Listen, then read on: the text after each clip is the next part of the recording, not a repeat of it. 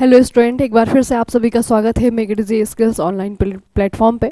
आज जो है एक बहुत इंपॉर्टेंट चीज़ के बारे में बच्चे हम लोग चर्चा करने वाले हैं और ये है आपका मेडिकल स्टैंडर्ड, जिससे रिलेटेड बहुत सारे बच्चों के मन में कन्फ्यूज़न है कि रेलवे ग्रुप डी जहाँ पर कि 3000 से ज़्यादा वैकेंसीज़ है, क्या आप मेडिकली फ़िट हैं इस एग्ज़ाम में बैठने के लिए या फिर मेडिकली फ़िट हैं आप इस एग्ज़ाम को क्लियर करने के लिए। ठीक है, तो बच्चे यहाँ पे जो ऑफिशियल नोटिफिकेशन जारी हुआ है आपका 3000 लगभग 32,000 से ज़्यादा जो आपकी वैकेंसीज़ हैं, इसको लेकर के जो ऑफिशियल नोटिफिकेशन जारी हुआ है यहाँ पर आपको बच्चे साफ साफ आपके मेडिकल स्टैंडर्ड बताए गए हैं। तो थोड़ा सा मैं आपको पोस्ट के बारे में अगर आपको बताऊं तो ऑफिशियल नोटिफिकेशन में बच्चे आपकी बहुत सारी पोस्ट हैं। ठीक है, और जब आप पोस्ट के लिए प्रेफर करेंगे, पोस्ट प्रेफरेंस अपना भरेंगे, है ना, तो वहाँ पर अगर आप लोग देखेंगे तो इस तरीके से जो है अलग अलग फील्ड में, तो सिर्फ आप जो है ये तो सिर्फ एग्जाम्पल देख रहे हैं कि 8 पोस्ट जो है आपको दी हुई हैं। इसी तरीके से जो है बहुत सारी पोस्ट है। ठीक है, तो पोस्ट के आगे आप अगर आप लोग देखेंगे तो यहाँ पे मेडिकल स्टैंडर्ड लिखा हुआ है। ठीक है, जैसे सबसे पहले आपका असिस्टेंट एसएनटी, यहाँ पे अगर देखेंगे तो C1 जो है आपका मेडिकल स्टैंडर्ड है। ठीक है, उसी तरीके से आप असिस्टेंट वर्कशॉप देखेंगे तो यहाँ पे आपका C1 है। उसी तरीके से आप असिस्टेंट ब्रिज देखेंगे तो यहाँ पे आपका B1 है। ठीक है, ये आपका C1 B1। ठीक है, तो ये A1 C1 B1 ये किस प्रकार के मेडिकल स्टैंडर्ड है और कौन से बच्चे हैं जो कि इन मेडिकल स्टैंडर्ड में फिट नहीं होते हैं, है ना। जिन बच्चों ने ये अपने ग्लासेस लगाए हुए हैं, जिन बच्चे के स्पेक्स लगे हुए हैं, उनके मन में बहुत सारी चिंताएं होती है कि क्या वो मेडिकल को क्रॉस कर पाएंगे, नहीं कर पाएंगे। तो मेडिकल स्टैंडर्ड में बच्चे आपकी क्या क्या चीज़ें चेक की जाती हैं और इसमें जो है आपका जो आपकी आंखें हैं, जो आपका विज़न है, विज़न में किस किस प्रकार की कमियां नहीं होनी चाहिए। ठीक है, अगर ये वाली कमियां जो है आपकी आंखों में है तो या तो उसे ट्रीट करवाना होगा या फिर जो है आप फिर मेडिकल से बाहर कर दिए जाएंगे। ठीक है, तो ये पूरी इन्फॉर्मेशन जो है आपको पता होनी चाहिए कि मेडिकल स्टैंडर्ड जो है ग्रुप डी ने अपने ऑफिशियल नोटिफिकेशन में क्या क्या दिए हैं।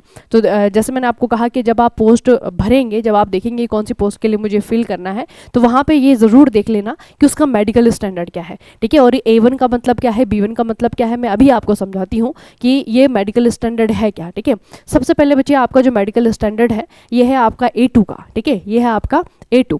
अब A2 में आपकी क्या क्या चीज़ें आती हैं, देखिए सबसे पहले आपका डिस्टेंट विजन। डिस्टेंट विजन का मतलब होता है जो दूर की जो आपकी नज़र होती है वो 6/9 होनी चाहिए और 6/9 जो है विदाउट ग्लासेस होनी चाहिए बच्चे। ठीक है, विदाउट ग्लासेस, विदाउट ग्लासेस का मतलब है बिना चश्मे के जो है ये विज़न होना चाहिए आपका, चश्मे के साथ में नहीं। तो ये बच्चे आपका जो A2 है, ये अगर आप ग्रुप डी की सारी पोस्ट में देखेंगे ना तो A2 जो है सबसे हाईएस्ट लेवल का जो है आपका मेडिकल टेस्ट है। ठीक है, क्योंकि यहाँ पे चश्मे वालों को अनुमति नहीं है। ठीक है, चश्मे वालों को ये वाला जो है क्लियर नहीं कर पाएंगे क्योंकि ये जो है आपका विदाउट ग्लासेस बोला हुआ है। बिना चश्मे के जो है आपका 6/9 का विज़न होना चाहिए। ठीक है, और इसमें आपका फॉगिंग टेस्ट भी नहीं है। फॉगिंग टेस्ट का मतलब है जो एक आंख को बंद करके जो दूसरी आंख से देखा जाता है ना, बिना फॉगिंग टेस्ट के जो है आपका ये वाला टेस्ट होगा। उसके बाद नियर विजन की बात करें तो नियर विजन में बच्चे आपका 0.6 है और वो भी आपका बिना ग्लासेस के है। ठीक है, चश्मे के साथ नहीं है। दोनों ही टेस्ट जो है आपके बिना चश्मे के होंगे। ठीक है, तो जिनके दोनों ही जो बिना चश्मे वाले बच्चे हैं वो इसे क्लियर कर लेंगे आराम से। ठीक है, उसके बाद जो है एक और चीज़ आपको देखने को मिलेगा, must pass test for the colour vision, binocular vision, night vision and mesopic vision. ठीक है, तो ये सारे के सारे जो टेस्ट हैं ये आपके आई टेस्ट बच्चे होते हैं। एक एक करके मैं आपको बता देती हूँ कि ये टेस्ट होते क्या है।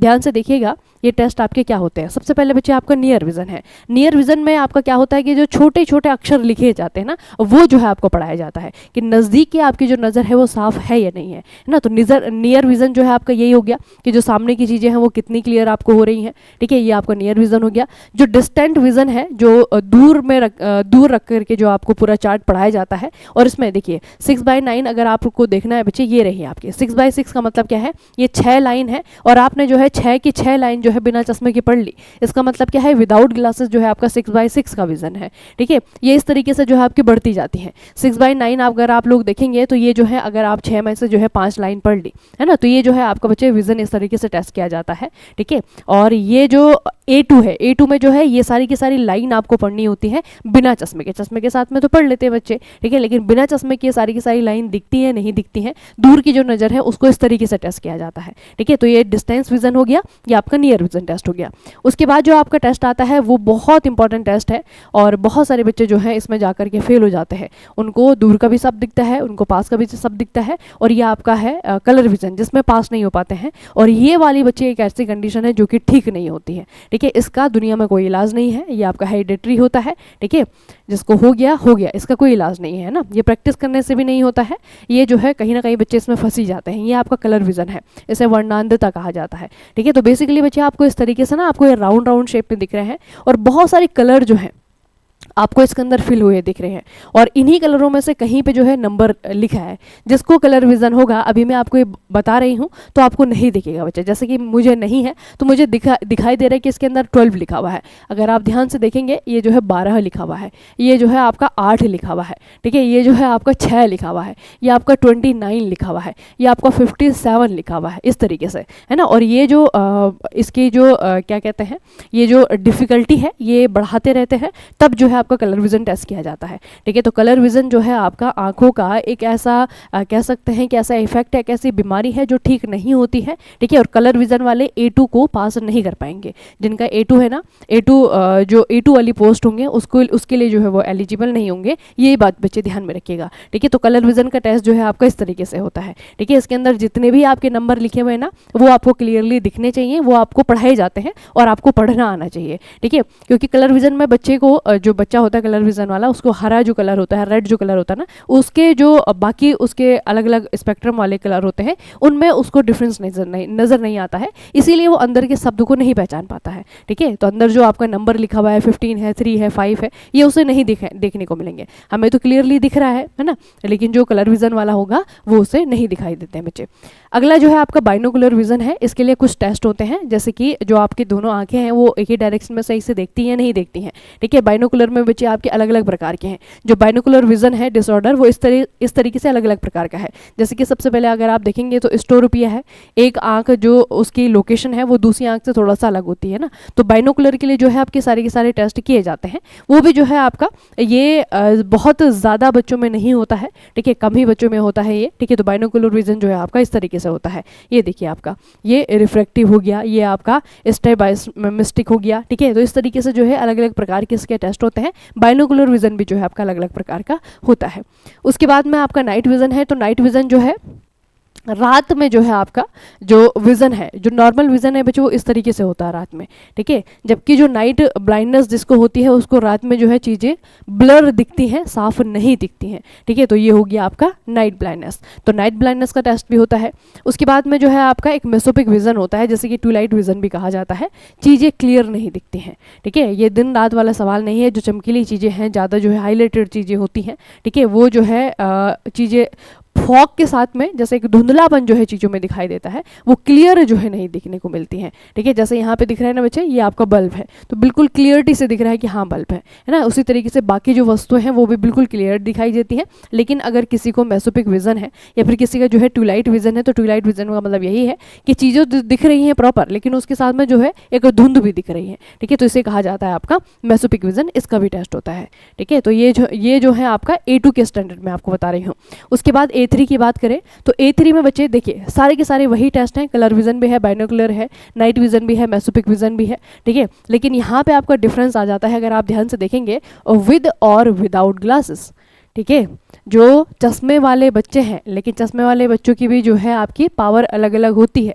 जो आपके ग्लासेस हैं उसकी जो पावर है वो 2 डायोप्टर से ज़्यादा नहीं होनी चाहिए, ठीक है। चश्मा पहन करके आपको पढ़ाया जाएगा लेकिन लेंसेज बहुत ज़्यादा पावर के ना हो, ठीक है। उसके बाद में जो है आपका B1 आता है। B1 में जो है आपका 6/9 6/12 है, लेकिन ये भी आपका विद और विदाउट ग्लासेस है। और यहाँ पे जो पावर है लेंस की वो 4D से 4 डायोप्टर से ज़्यादा नहीं होनी चाहिए, ठीक है। तो यहाँ पे दोनों में ही बच्चा चश्मा अलाउ है, इधर भी चश्मा अलाउ है, इधर भी चश्मा अलाउ है, लेकिन यहाँ पे चश्मे की पावर 2D से ज़्यादा ना हो, और जो आपका B1 है वहाँ पे चश्मे की पावर 4D से ज़्यादा ना हो, ठीक है। तो B1 वाली अभी हमने बहुत सारी पोस्ट देखी थी ना, उन सभी पोस्टों में जो है आप चश्मे वाला बच्चा चल जाएगा, लेकिन 4 डायप्टर से ज़्यादा जो है चश्मे की पावर नहीं होनी चाहिए। तो आपको ये वाली चीज़ें पता होनी चाहिए बच्चे। अगर कोई बच्चा है वो ग्लासेस पहनता है, उसकी आंखें कमज़ोर हैं, तो कम से कम ये पता हो कि मेरा विज़न कितना है, मेरे जो चश्मे का पावर है वो कितना है, ठीक है। तो इस तरीके की चीज़ें अपने बारे में पता होनी चाहिए आप लोगों को, ठीक है।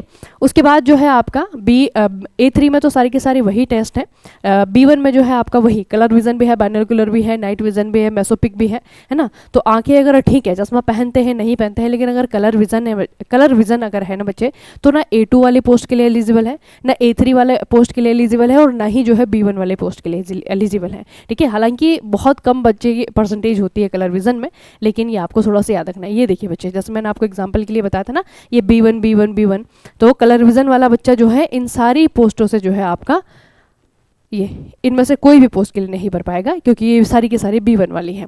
उसके बाद में आपका B2 को देखते हैं, तो B2 में जो है आपका 6-9 और 6-12 विद और विदाउट ग्लासेस। यहाँ पे चश्मे की पावर थोड़ी सी और ज़्यादा बढ़ जाती है, 4D से ज़्यादा नहीं होनी चाहिए। और यहाँ पे थोड़ा सा देखिए बच्चे, without glasses must pass test for binocular vision, ठीक है। बाइनोकुलर विजन का चॉइस जो है इसे पास करना पड़ेगा। उसके बाद C1 है, C1 में भी आपका वही है, 6-12 6-18 का विजन हो और बिना ग्लासेस के या ग्लासेस के साथ में जो है पास करना है, ठीक है। उसके अलावा जो है यहाँ पे बाकी जो टेस्ट हैं आपके C1 में क्या है, जो बाकी टेस्ट है, बाइनोकुलर है, कलर ब्लाइंडनेस है, ये सब के सब चलेगा, है ना। तो यहाँ पे जो है कलर ब्लाइंडनेस वाला बच्चा जो है C1 वाले के लिए पोस्ट अप्लाई कर सकता है ना। C1 के अलावा जो है बाकी जो आपके मेडिकल स्टैंडर्ड है उनके लिए अप्लाई नहीं कर पाएगा।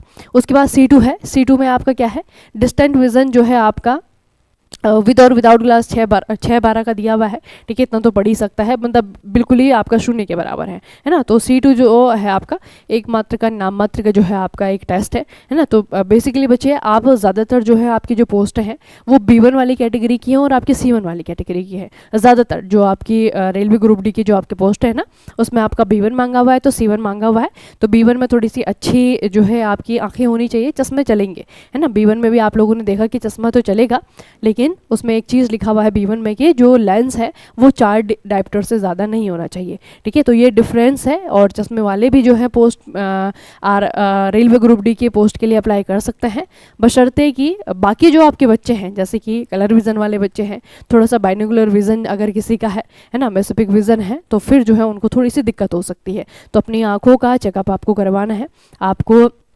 देखना है कि इनमें से कौन कौन सी चीज़ों के लिए हम एलिजिबल हैं या नहीं है ना। तो खास करके जो चश्मे वाले बच्चे हैं, आप लोगों को मैंने बता दिया कि ज़्यादातर पोस्टें यहाँ पे जो है B1 मेडिकल स्टैंडर्ड वाली है, C1 मेडिकल स्टैंडर्ड वाली हैं।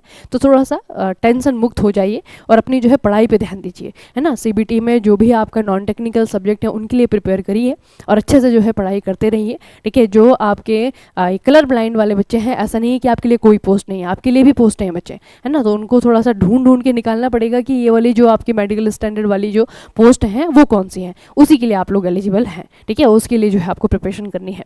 तो बहुत सारी शुभकामनाएं आप सभी को जो भी ग्रुप डी की तैयारी कर रहे हैं, RRB ग्रुप डी को लेकर के, रेलवे ग्रुप डी को लेकर के बच्चे इसी तरीके के इन्फॉर्मेटिव सेशन आपको मेक इट इजी स्किल्स पे मिलते रहेंगे। और बहुत जल्दी जो है आपका जो जितना भी आपका सिलेबस है रेलवे ग्रुप डी का, एज ए इंजीनियर आपको कैसे पढ़ाया जा सकता है, एज ए इंजीनियर आपको कैसे पढ़ना है, बाकी एग्जाम के प्रिपरेशन के साथ में रेलवे ग्रुप डी को कैसे निकालना है। और इतनी बड़ी जो पॉपुलेशन अभी आ गई है, क्योंकि ITI तो हटा दिया है, तो ITI हटने के कारण क्या हुआ है कि बाकी जो आपके बाकी स्ट्रीम के जो बच्चे हैं वो भी जो है एलिजिबल हो जाते हैं ऑटोमेटिकली, है ना।